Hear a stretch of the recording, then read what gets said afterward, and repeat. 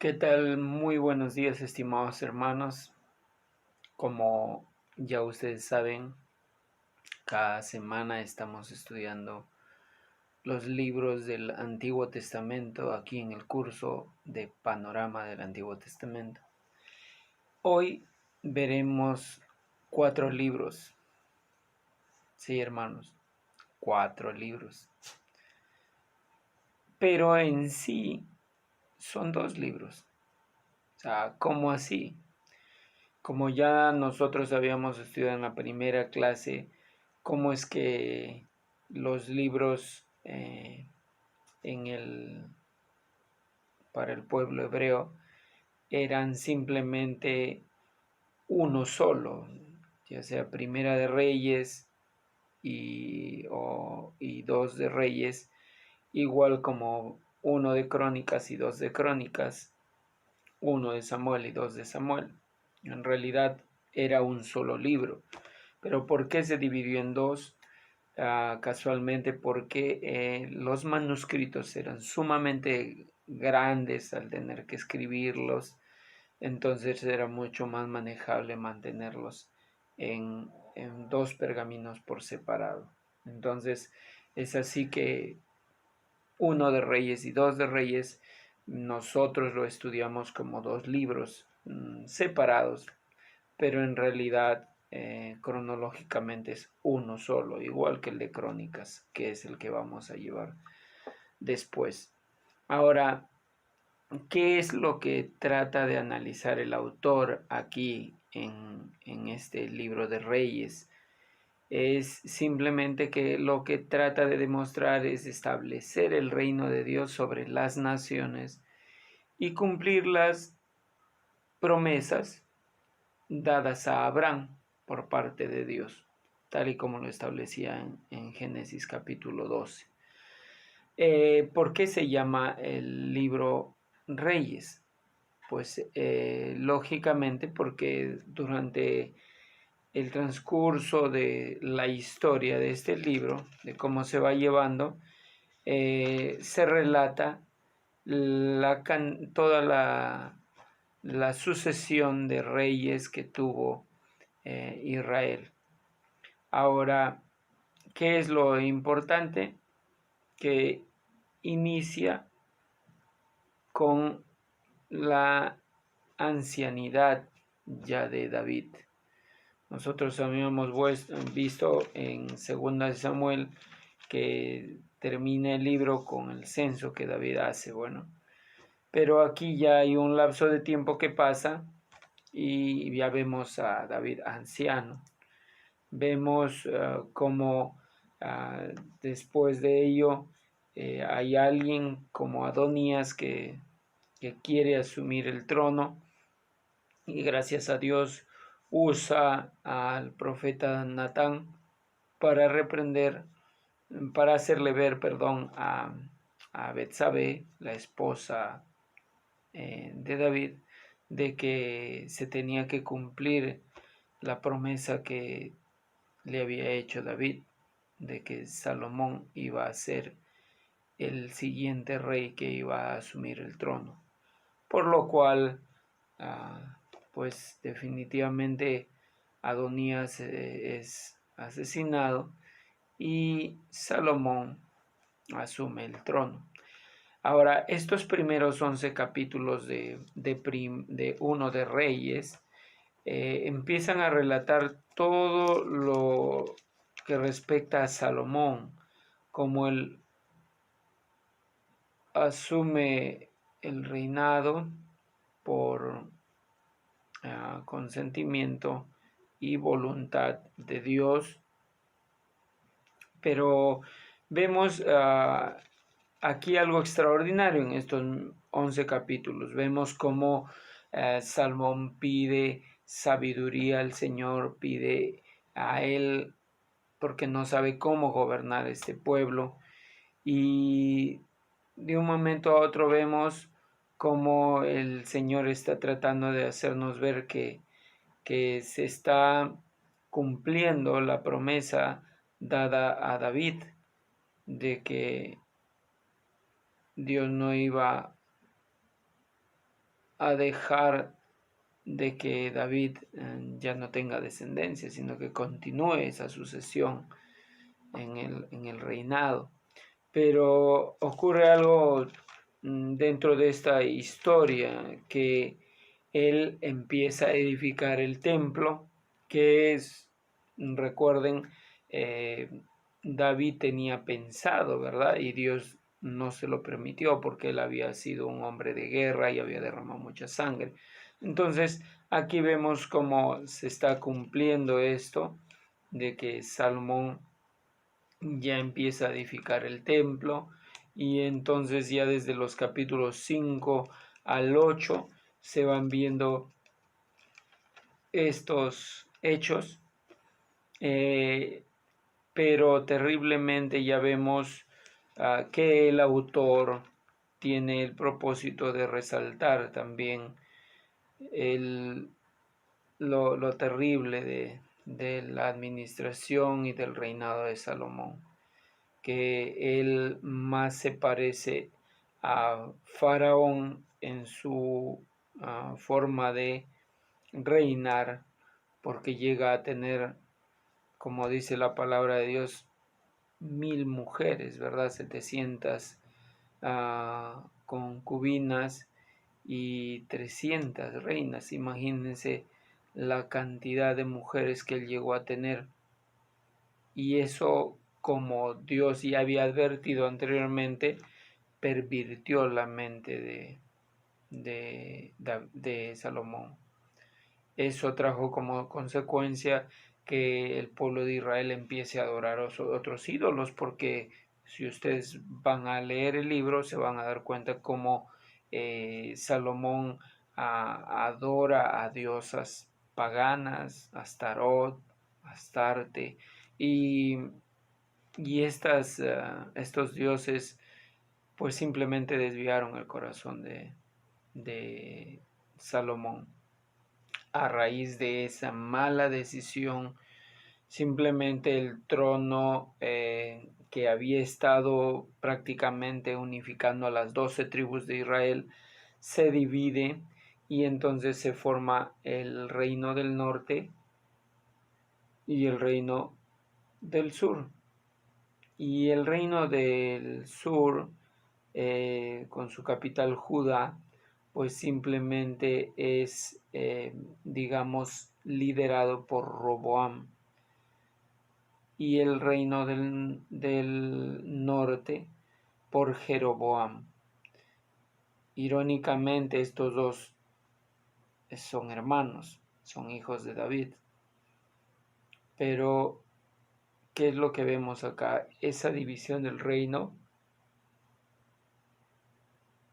se dio como consecuencia de la infidelidad de Salomón. Y es lo que el Señor cumple, ¿verdad? Vemos como mientras Jeroboam en el norte, con su capital Samaria, edifica 2 becerros de oro, de la misma manera como se ve en la época de Moisés, que el pueblo de Israel adora a otro Dios y levanta, ¿verdad? Este becerro. Igualito sucede aquí. Igualmente, Roboam agarra y toma la mala decisión de presionar más al pueblo, de obedecer más en los consejos de los jóvenes, y lo presionaba a Israel con más tributos, y eso ocasiona que también él tenga malas relaciones con el pueblo, ¿verdad? Eso hizo que él no dure en el reinado. Ahora, dentro de todo este libro de Primera de Reyes, lo que vemos también en los capítulos siguientes es que a pesar de estas malas decisiones de Salomón, Dios no hizo que falte profetas. Y vemos aquí en este libro a Elías, un profeta usado por Dios de una manera tan poderosa, y que a pesar de ver a un pueblo sumamente alejado del Señor. ¿Por qué digo esto? Porque durante todo este tiempo que transcurre y que se lleva a cabo este libro de Reyes, se ve que los reyes del norte y los reyes del sur, todos los reyes del norte fueron malos, a diferencia de los reyes del sur, con la capital Judá. De esos 20 reyes, 8 por lo menos fueron buenos reyes, porque apartaron los ídolos y adoraron al Señor. Ahora, ¿qué es lo que el autor de este libro tiene como intención? Es demostrar qué criterios tomó para poder considerar a un rey bueno o a un rey malo. Uno de ellos es, como les dije hace un momento, es que adoren solo al Dios de Israel, al único Dios verdadero, para considerar si estos reyes libraron a Israel de la idolatría, porque hay algunos que, si bien es cierto, adoraron a Dios, pero no quitaron los altares, y eso no consideró Dios a través del autor que haya sido realmente bueno ese rey, ¿verdad? Y otro es, por último, otro criterio es si fueron fieles al pacto que Dios les había dejado. Entonces, ¿qué importancia tenían en este momento de la historia los profetas? Pues simplemente, como siempre lo hemos visto, los profetas hablaron en nombre de Dios. Ellos tenían como finalidad ser los guardianes del pacto que Dios les había dado y desafiar la idolatría y la injusticia que imperaba por este tiempo, por la maldad del propio corazón humano, ¿verdad? Entonces, ¿qué es lo que estos profetas tenían como reto? Pues simplemente llevar al pueblo al arrepentimiento. De todos los reyes, el que más sobresale es Acab. Y Acab es el rey más malo considerado por los historiadores y, bueno, por el autor del libro. ¿Por qué?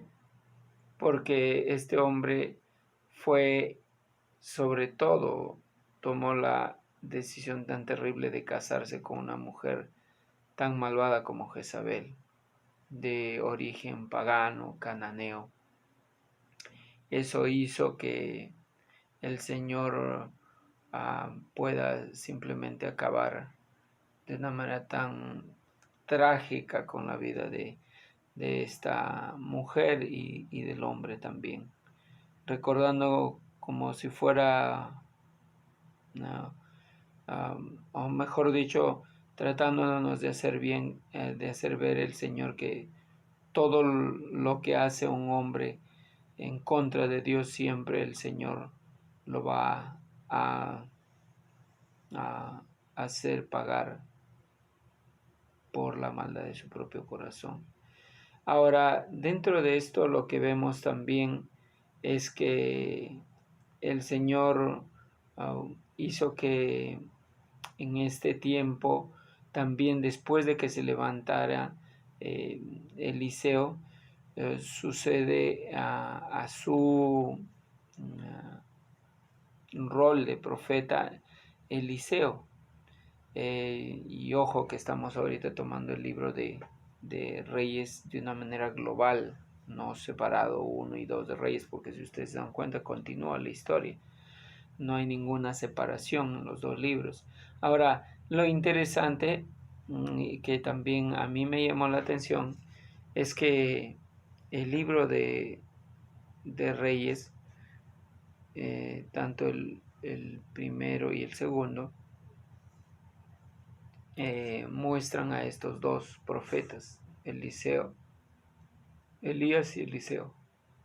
Y si Elías, por ejemplo, se muestra en la palabra de Dios 7 milagros que había hecho él, pues Eliseo, el autor intencionalmente, no creo que sea que haya él seleccionado, sino simplemente por el propósito mismo del Señor, muestra 14 milagros de Eliseo.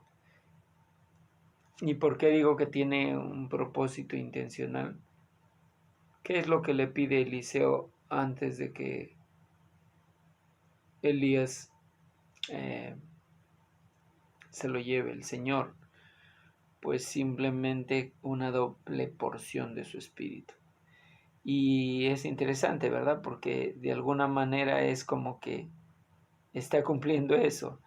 Es como decir, si tú hiciste 7 milagros, yo ahora por la gracia de Dios, porque yo le pedí al Señor conforme a su voluntad, a una doble porción de tu espíritu, es decir, la de Elías, pues esto confirma eso, ¿verdad? El doble poder, como vemos aquí dentro de estas historias, como en medio de la sequía, en medio de la hambruna, Elías hace un milagro, por ejemplo, cuando hace que no escasee el aceite y la harina en la casa de la viuda de Sarepta. Y es interesante también cómo Elías ora por lluvia y Dios oye su clamor. Eso nos hace recordar lo que en el Nuevo Testamento dice el Señor, ¿verdad? Que la oración del justo puede mucho. Ahora, ¿cómo es que llega a terminar este libro? Es cuando ya están camino al exilio, ¿verdad? Y entonces lo que el Señor nos hace ver en estos libros es que al final de todo, lo que se muestra de una manera sorprendente es que hay un descendiente de David llamado Joaquín. Y dice acá, aconteció a los 37 años del cautiverio de Joaquín, rey de Judá, en el mes 12, a los 27 días del mes, que Evil-Merodach, rey de Babilonia, en el primer año de su reinado, libertó a Joaquín, rey de Judá, sacándolo de la cárcel, y le habló con benevolencia, y puso su trono más alto que los tronos de los reyes que estaban con él en Babilonia. Y le cambió los vestidos de prisionero, y comió siempre delante de él todos los días de su vida, y diariamente le fue dada su comida de parte del rey de continuo todos los días de su vida.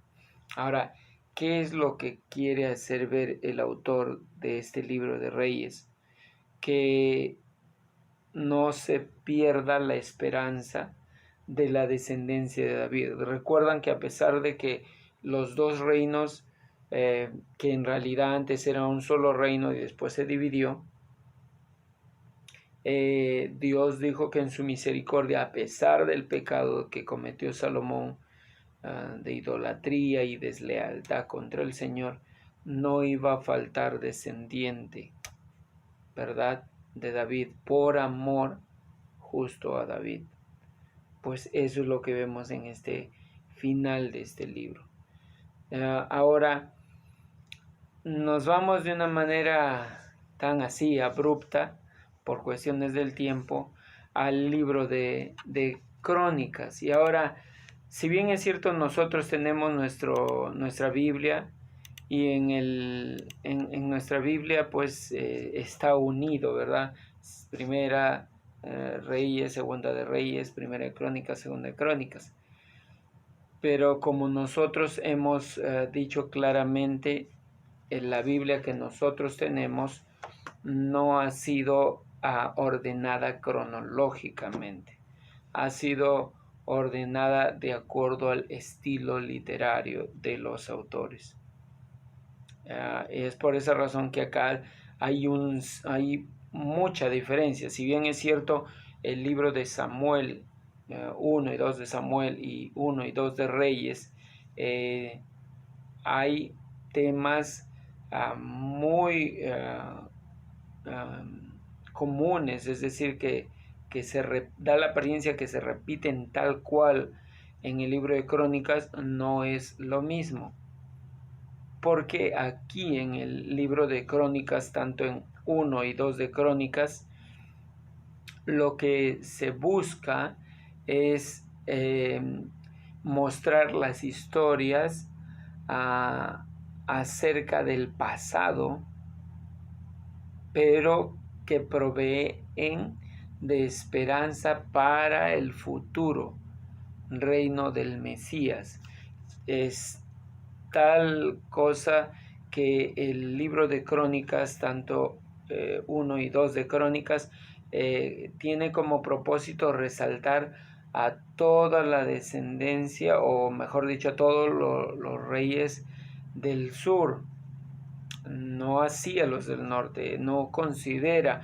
¿Por qué razón? Porque casualmente la capital es Judá, ¿verdad? Y es de ahí de donde continúa la descendencia para que proceda el Mesías. Entonces, ¿cómo inicia el libro de Crónicas? De una manera interesante. El libro de Crónicas empieza con las genealogías. Ahora, para nosotros como occidentales, pues nos parece un tanto aburrido y bueno, no digo literalmente que todos lo consideremos tal vez aburrido los primeros capítulos, pero sinceramente para nosotros como que no tiene mucho interés los nombres. Por ejemplo, dice los hijos de Jafet, Gomer, Magog, Madai, Javán, Tubal, Mesec, y entonces va diciendo uno y otro nombre, pero es interesante que empieza el capítulo 1 y el verso 1 con Adán, ¿verdad? Empieza desde Adán y continúa en el capítulo 2 con los hijos de Israel, los descendientes de Judá, y termina con los hijos de David. Entonces, para un judío esto sí es inmensamente valioso. Es por esa razón que si tú te vas a Mateo, Mateo empieza el capítulo 1 también con la genealogía, porque eso le da una relevancia a los libros del Antiguo Testamento y se conecta con el Nuevo Testamento de cómo Dios guardó su palabra manteniendo esa fidelidad para que de la descendencia de David nazca el Mesías. Es por esa razón que aquí vemos cómo este libro resume toda la escritura judía, desde establecer el primer hombre que es Adán hasta el regreso de Israel. Ahora, ¿qué llama la atención? Y eso quiero que ustedes tomen en cuenta. Este libro de Crónicas es un libro post-exílico, es decir, que se escribe después de que Israel pasó el exilio. ¿Recuerdan Babilonia? ¿Recuerdan cuando ellos fueron exiliados? Pues es por esa razón importante, y ojo, quiero que tomen en cuenta porque eso va a venir en un examen, ¿por qué la Biblia de los judíos considera el Antiguo Testamento como el último libro? Crónicas, casualmente porque es un libro posexílico, es decir, es un libro que se escribe como una manera de animar a este pueblo que ya había pasado el exilio y había pasado todas las penurias por haber sido poseído por otros reyes, y que ahora tienen la esperanza de que el nuevo templo sea construido y que un día venga el Mesías a gobernar. Ahora, ¿en qué se diferencia esto con el libro de Reyes? Que si bien es cierto, y el libro de Samuel. El libro de Samuel y Reyes, ustedes han visto que, por ejemplo, se ve a un rey David, que si bien es cierto era conforme al corazón de Dios, se veía sus malas decisiones, se veía cómo él llega a tomar por mujer a Betsabé, cómo él manda indirectamente a que muera el esposo de Betsabé, ¿verdad? Urías, Eteo, y cómo él después hace que su reinado se vea opacado por el mal rol de padre también. Cuando ustedes ven a Absalón, que se rebela contra él, a su hijo Amnón, que viola a su propia hermana. Entonces ahí estás viendo a un rey humano, ¿verdad? A un rey que a pesar de que quería agradar al Señor, tenía claras falencias en su carácter. Pues el libro de Crónica no relata ninguna mala decisión de David. Y no porque quiera negar lo que Samuel y Reyes muestran, sino porque el propósito de este libro es un libro que exalte el sacerdocio de David, el lado que lleva hacia el Mesías, hacia la promesa del Mesías.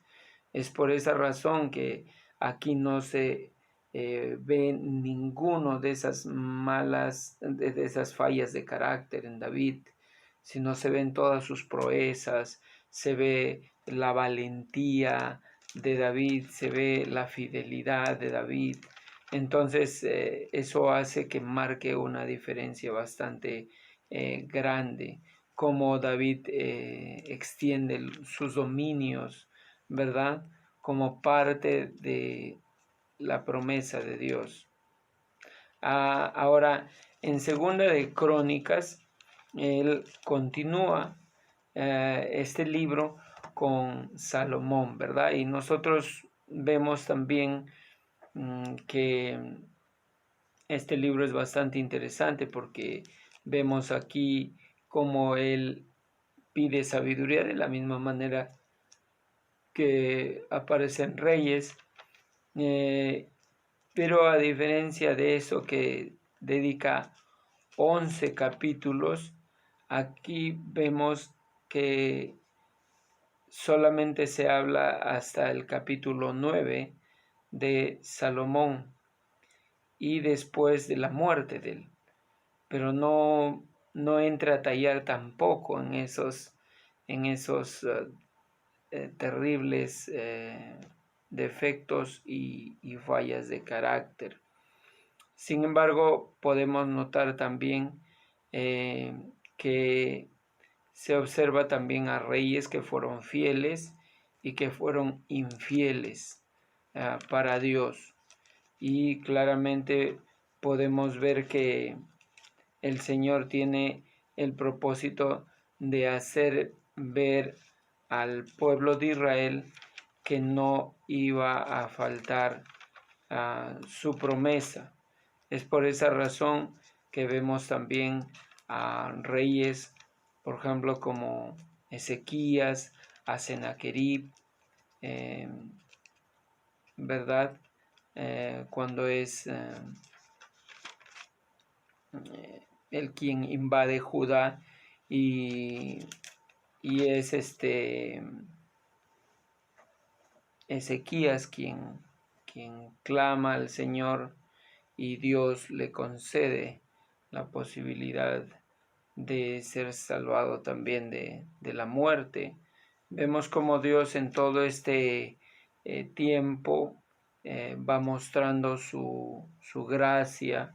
Por ejemplo, un rey muy bueno fue Josías, y Josías definitivamente, él dice que quitó los lugares altos y él encontró el libro de la ley, y es ahí donde él agarró y quiso hacer reformas para que el pueblo y, todos puedan adorar realmente al Señor.